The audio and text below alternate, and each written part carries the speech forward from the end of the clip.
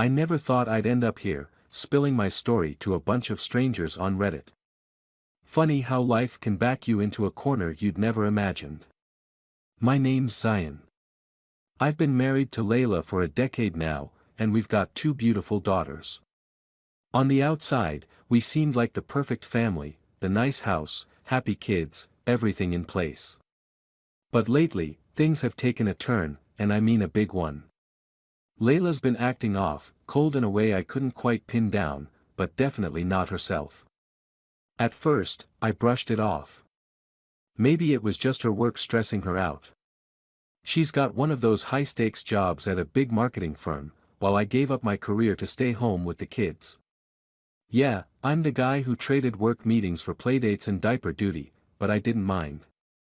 I loved being there for our girls, and I thought Layla and I were in sync, like we had this life thing figured out together. Turns out, I was way off. One morning, things started to go south. Layla had left her phone on the kitchen counter, which was unusual since she'd been extra guarded with it lately, always tilting the screen away when I was nearby. But that day, she forgot. Something in my gut told me to look at it. So I did. And there it was, plain as day, texts from someone named Nolan. And these weren't work texts. They were filled with things that made my stomach churn, like, "Last night was incredible," and heart emojis. Another said, "I can't wait till we're together again." I felt like I'd been punched, my world starting to unravel right there in our kitchen. But I didn't confront her, not then, anyway. That would have been the easy way out for her. No, I wanted answers. I needed to know how deep this went. Was it just this Nolan guy? Was this a fling, or something bigger? And most of all, what was she planning?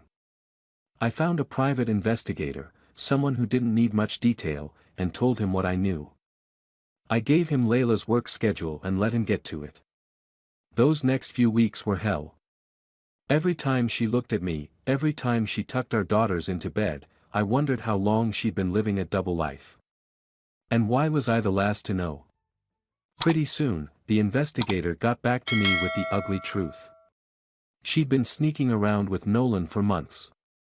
He had photos of them meeting up at hotels, sneaking off like teenagers, laughing together at restaurants. But it wasn't just physical. They were making plans for the future, even talking about moving to Europe and taking our daughters with her. That was the real punch in the gut. It's one thing to cheat, but to plot a life without me, to try to take my kids away. That was crossing a line. I knew I had to keep my cool. She thought I was oblivious, thought she could manipulate me. So, I kept my composure, played along. I even ramped up the affection to keep her unsuspecting. I needed more time to build my case. Here's where it got interesting. Turns out Nolan wasn't the only one. There was another guy, Eric, a coworker, too. Layla leaned on him emotionally, while Nolan was, well, there for something else. Apparently, one guy wasn't enough. So, I went to work. Nolan had a reputation as a player, and Layla had always been insecure about loyalty. I decided to use that. I dropped hints here and there, a few anonymous messages, whispers that Nolan might not be so loyal. And sure enough, Layla started getting paranoid. She was on edge, checking her phone constantly, snapping at Nolan. Meanwhile, I kept up my perfect husband act. I was setting the stage, waiting for the perfect moment. Soon, I found an opening. I made Eric suspect Nolan and vice versa, setting things up so both would doubt Layla's intentions. I sent a few fake texts, threw in a little jealousy, and watched as the cracks started to form. Neither of these guys had any clue. I was weaving the threads of Layla's world together, only to pull them apart one by one. And she was completely clueless. At this point, it was only a matter of time before everything fell apart. But I knew I had to be careful, had to make sure everything was bulletproof. Because when I made my move, I wasn't giving her any room to turn back. So here I was, biding my time, watching her carefully. The tension in our home was thick, almost suffocating. She sensed something was off but couldn't put her finger on it. I'd see her second-guess herself, wondering if maybe I'd figured things out. But I kept up my act, played the role of the blissfully unaware husband. And honestly, there was a twisted satisfaction in knowing I was steps ahead of her, that I knew her every move. The investigator kept feeding me a steady stream of evidence, each piece adding fuel to the fire, each one pushing me closer to the breaking point. Every day, I got updates, photos, texts, even recordings. And man, some of the things she said about me to Nolan, if there'd been any love left in my heart, it would have died right there. She talked about me like I was a washed-up loser she couldn't wait to ditch. According to her, I was just some dull guy who'd lost all ambition, not the man she'd married. Meanwhile, I was at home raising our daughters, keeping our house in order, and sacrificing my own career so she could chase hers. But in her eyes, I was nothing. The worst part? She had no idea what was coming. It wasn't just the affair with Nolan, though. Layla was pulling away more and more, barely around. Even our daughters started to notice, especially our oldest, Ella. She'd ask why mommy was always gone, and that was like a knife to the heart. I could handle Layla cheating on me, but when it started to affect the girls, I knew I had to pick up the pace. I couldn't let this drag on, not with her planning to whisk them away to another country with that lowlife. Things reached a boiling point one night after the girls were asleep. Layla came home late again, her only excuse being the usual weak story about client dinners and work meetings. I played along, asking her about her night, keeping my face as neutral as possible, though I was seething inside. I'd had enough. I decided to push her buttons, just a little, to see if she'd crack. I asked if she ever felt bad for being away from the girls so much. For just a second, her eyes went wide, like I'd hit a nerve. But then she brushed it off with a wave and an eye roll. "Oh, Zion, you know I'm doing this for all of us. My job's just that demanding." "Sure," I said, "but sometimes it feels like you don't want to be here at all." Her face went sharp, her eyes narrowing. "What exactly are you trying to say?" she asked, suspicious. I shrugged, keeping it casual. "I don't know. It just feels like we're drifting apart. Don't you think?" She turned away, uncomfortable, and I felt a small satisfaction. I wanted her on edge, but I wasn't ready to reveal my hand just yet. "Maybe we should talk about where we're heading," I added, like it was an afterthought. "I don't want us to lose each other." She hesitated, her face uncertain, maybe wondering if I was onto her. Finally, she forced a smile.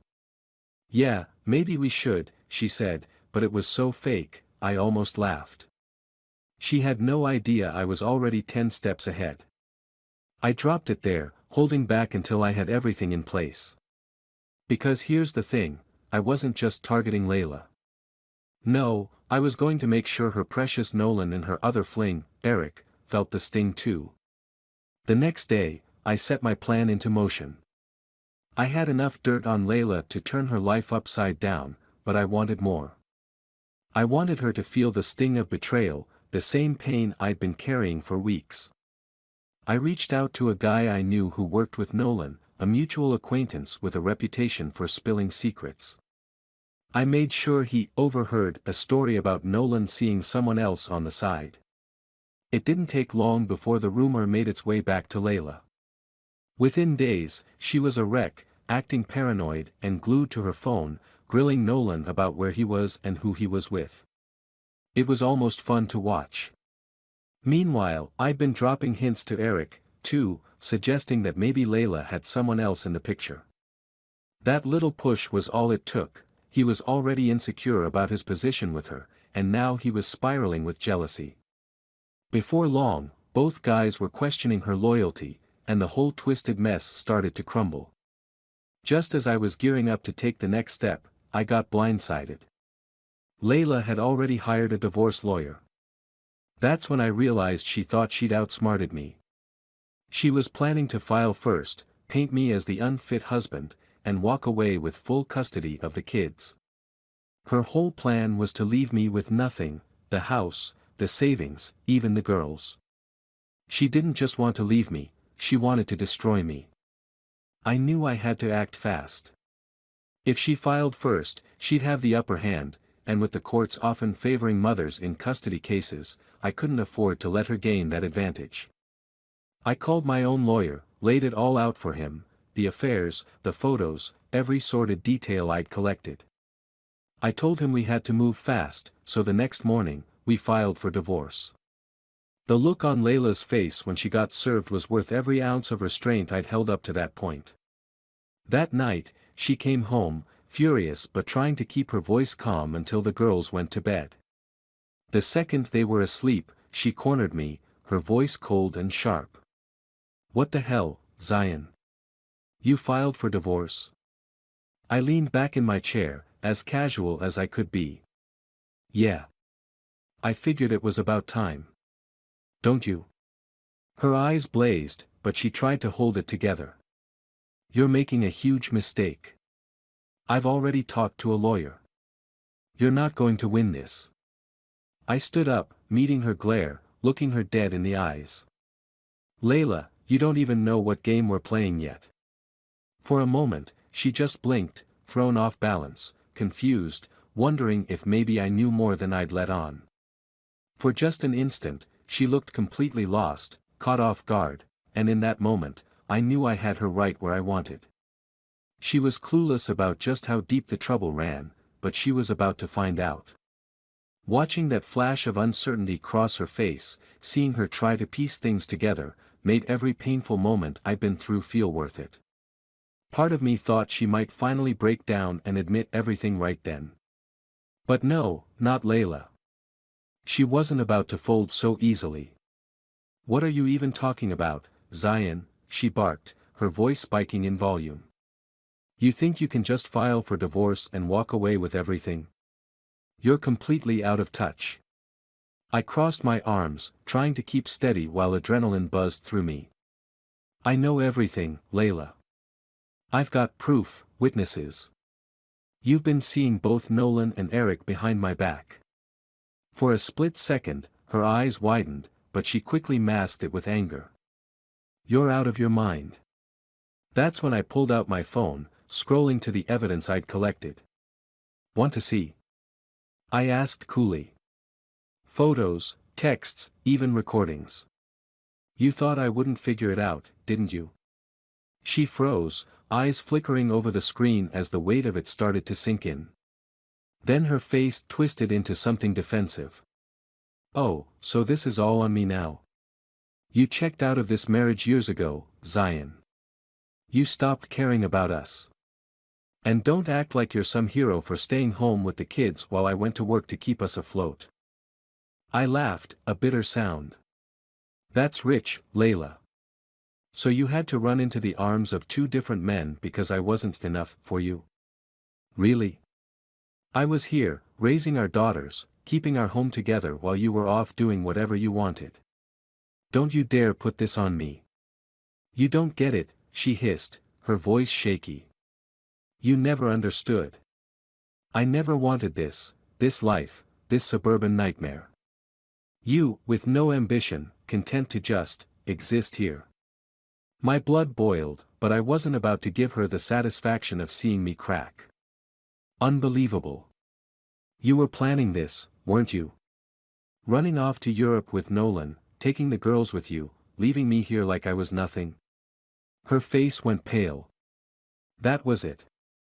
She knew I'd uncovered everything. For a second, she just stood there, as though the full weight of her choices had finally hit her. But she wasn't going down quietly. "You think you're going to win this, Zion?" she sneered. "You think the courts will side with you?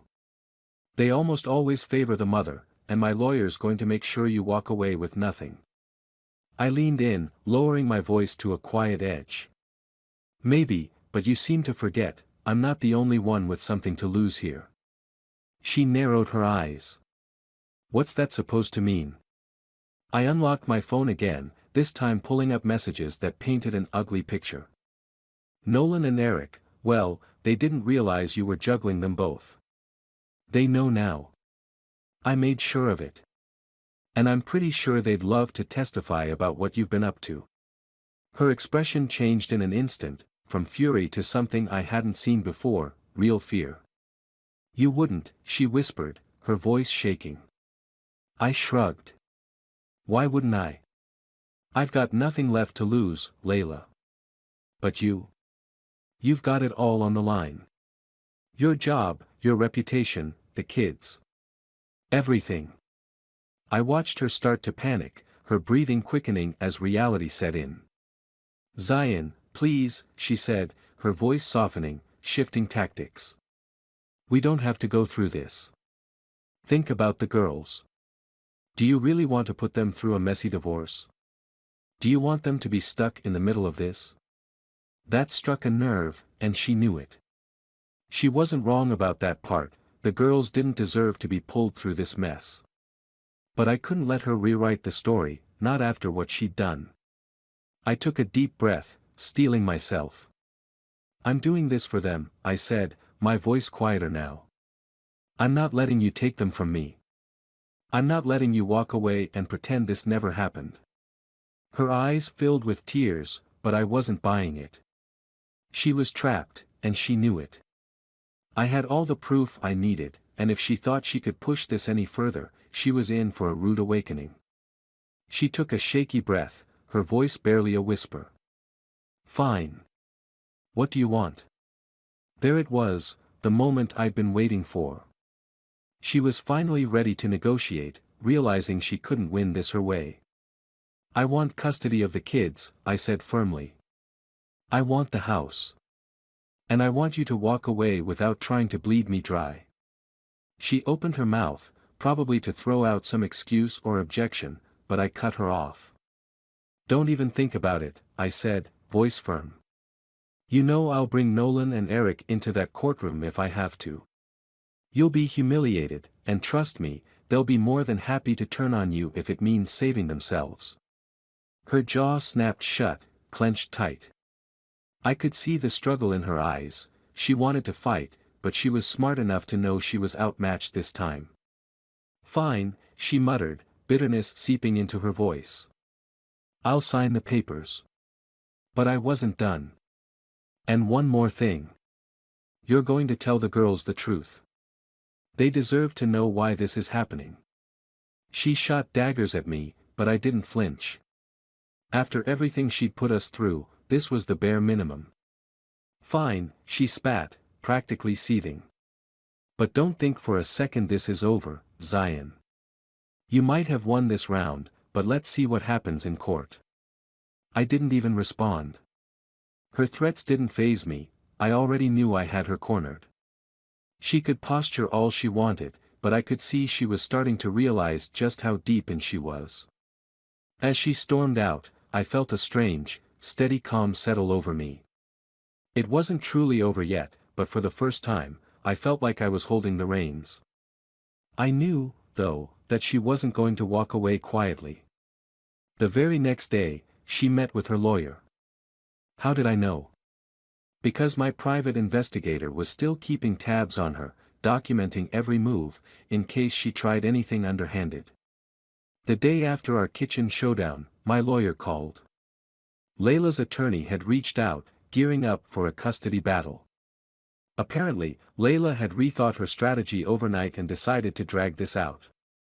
She was banking on the court siding with her, ready to paint me as some lazy, stay-at-home dad who couldn't financially support our kids. Classic Layla, always thinking she could manipulate the situation. But she didn't realize just how much I knew. My investigator had dug up more than she'd bargained for. Nolan and Eric weren't the only ones, turns out she'd been stringing along a few others, too. I met with my lawyer, laid everything on the table, all the photos, texts, recordings. If she wanted to fight, I was prepared to take this as far as it needed to go.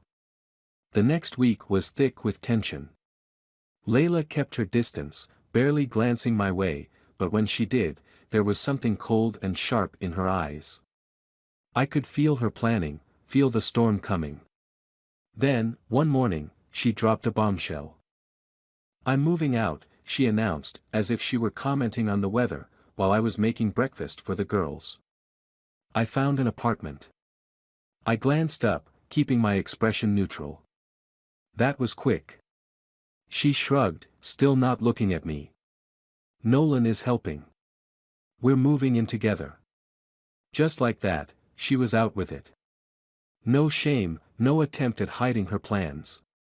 She was all in with Nolan, abandoning our life, ready to walk away from everything. "What about the girls?" I asked, keeping my voice steady. "Are you planning on taking them with you?" Layla sighed, finally turning to meet my gaze. "We'll work that out in court, Zion. But you can't give them what I can. You have no job, no income. How are you going to support them?" I clenched my jaw, holding back my frustration. She was digging in, trying to provoke me. "They're my daughters, Layla," I replied, my voice cold and firm. "I've been here every day, taking care of them while you were out living your other life. I'm not letting you take them." She rolled her eyes. "We'll see what the court has to say about that." And with that, she walked out, leaving me standing there, fists clenched, anger simmering beneath the surface. A few days later, our first court hearing arrived. My lawyer had filed everything: the case for full custody, the evidence of her affairs, her plans to move out of the country with Nolan and the kids. Sitting in that courtroom, I felt my nerves tighten, but I was ready. I'd spent weeks preparing for this, and I was here to make my stand. Layla walked in, looking like she was on a runway instead of facing a custody hearing. She played the role of the accomplished career woman, the ideal mother. Nolan wasn't with her, probably smart enough to stay out of a situation that could blow up in his face. But his presence lingered, like a shadow she couldn't shake. This was it, the showdown she thought she was prepared for, but what she didn't know was that I'd been preparing too, and I wasn't backing down. The first part of the hearing was tense. Her lawyer droned on, painting her as the sole provider, while I was labeled as the jobless, aimless spouse who couldn't offer the girls a stable life.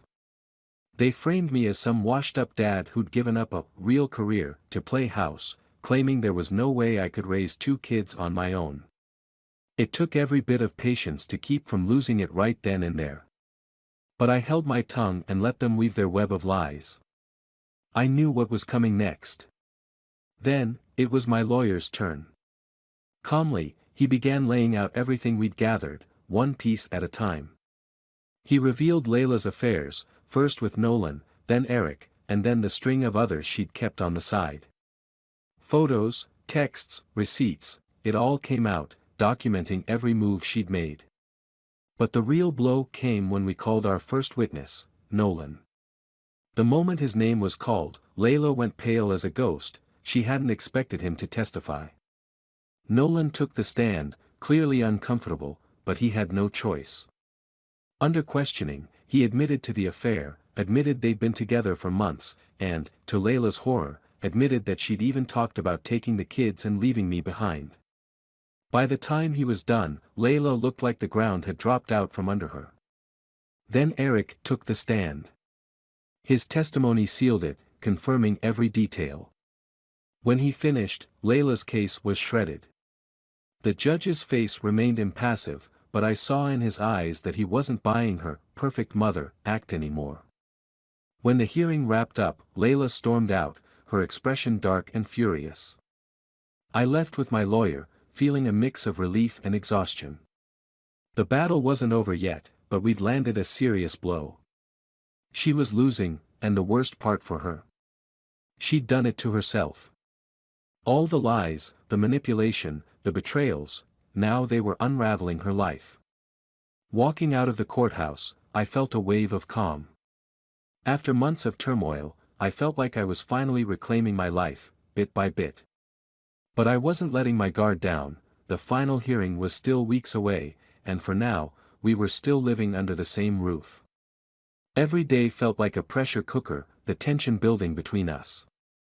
I could tell she was plotting something, her anger simmering just below the surface. Then, the night before the final hearing, she came into the living room, where I was nursing a glass of whiskey, trying to unwind. She lingered, watching me, then finally spoke. "Zion," she said softly, "can we talk?" I glanced up, wary. "What's left to say, Layla? You made your choices." She sighed, lowering herself into a chair across from me, her gaze fixed on the floor. After a pause, she spoke again. "I don't want this to get any uglier than it already is. We don't have to tear each other apart in court tomorrow." I couldn't help but laugh at the irony. "Now you want to keep things civil? After everything you've done, after you tried to take the girls from me?" She flinched but steadied herself. "Look," she said, "I know I messed up. But we can still come to an agreement, for the sake of the kids." Her last-ditch attempt to reel me in, to get me to back down. But I saw right through it. She wasn't doing this for the girls, she was just trying to salvage her pride. I leaned forward, setting my glass down with a thud. "You're only saying this because you know you're going to lose tomorrow. You saw the judge's face, Layla. You're just trying to scrape together what you can. But it's too late. You made your choices." Her face twisted in anger, and she jumped to her feet, her hands balled into fists. "You think you're so perfect, don't you? Like you've never made mistakes. Maybe I wouldn't have done any of this if you hadn't checked out of our marriage years ago." There it was, the deflection, the blame shifting. But I wasn't biting. "I didn't check out, Layla," I said, my voice low and even. "I was here, every day, for you, for the girls. You're the one who decided you needed more. You thought you could juggle it all, your career, your affairs, your family on the side. But life doesn't work that way." She stood there, breathing heavily, looking ready to explode. But instead, she turned and stormed out, slamming the door behind her. I sat there for a while, just staring at the door, feeling an unexpected calm settle over me.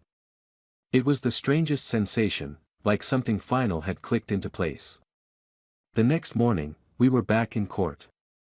I stayed collected while Layla's lawyer tried to salvage whatever shred of her case they could. But even from the start, it was obvious the judge wasn't buying it. Then my lawyer took the floor and presented our final evidence, more messages, undeniable proof of Layla's affairs, and even a video of her plotting to leave the country with the kids. The judge's face gave little away, but when he finally spoke, there was no doubt in his voice. After thoroughly reviewing the evidence, he said, with a steady tone, "It's clear Mrs. Parker has not acted in the best interests of the children. Her extramarital relationships and plans to relocate the children without Mr. Parker's consent are deeply concerning. As such, full custody is granted to Mr. Parker, with supervised visitation rights for Mrs. Parker. Mr. Parker will retain ownership of the family home, and division of assets will reflect Mrs. Parker's lack of contribution to the household." The words barely registered. All I knew was that I'd won. I'd fought to protect my family and my future, and I'd come out on top. Layla just sat there, stunned, her expression blank, as if she couldn't process what had just happened. But it was real. It was done. When we left the courtroom, Layla didn't speak to me, didn't even look my way. She walked out with her lawyer, her head high, but there was no mistaking it, inside, she was wrecked. Her life, as she'd known it, was over, and she only had herself to blame. Back at home, I started gathering her things. It was surreal, like closing a long, exhausting chapter. The girls were staying with my parents that week, so the house was quiet. As I boxed up her clothes, her makeup, her jewelry, I felt a strange mix of emotions, anger, sadness, relief, but mostly, I felt free. That evening, I sat on the porch with a glass of whiskey, letting it all settle. I thought back over everything, the betrayal, the lies, the endless pretending while I planned my move. It had been brutal, but in the end, I'd come out stronger. I'd fought for my daughters, my dignity, my future, and I'd won. Whatever happens with Layla from here, I'm done. She'll get her supervised visits with the girls, and maybe someday she'll realize just how much she threw away. But for me, the future's different now. I've got a fresh start, a chance to rebuild with my girls by my side, and that's all that really matters. If this experience taught me anything, it's that revenge isn't about hurting someone else, it's about reclaiming what's rightfully yours, taking control, standing up for yourself. I didn't just get even with Layla, I got back everything she tried to take from me, my dignity, my family, my future. And that's the best kind of victory. Subscribe and stay one step ahead of cheaters. And trust me, the next story makes this one look like a fairy tale.